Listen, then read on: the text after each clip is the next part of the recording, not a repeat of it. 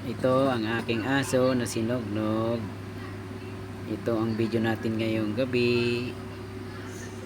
Tingnan mo naman yan. Naka-pampers. Nauna pang natulog sa higaan ko. Yung isa naman nandito. Oh, nagising. Ang kulit. Oh, tignan mo, hindi mapakali.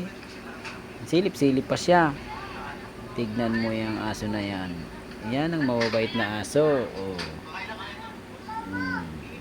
Naligo naman yan, hindi naman yan mabaho.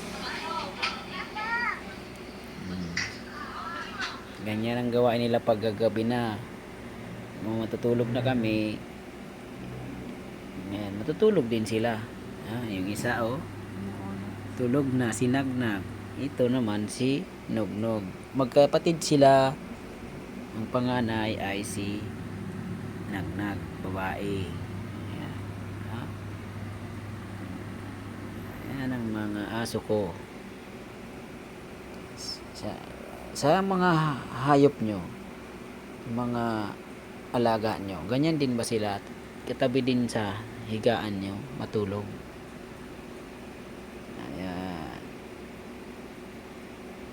No? Nagtutulog-tulugan pa yan. Galing ng aso na yan. Naka-aircon pa siya. Sila. Ang ganda ng buhay ng aso na to.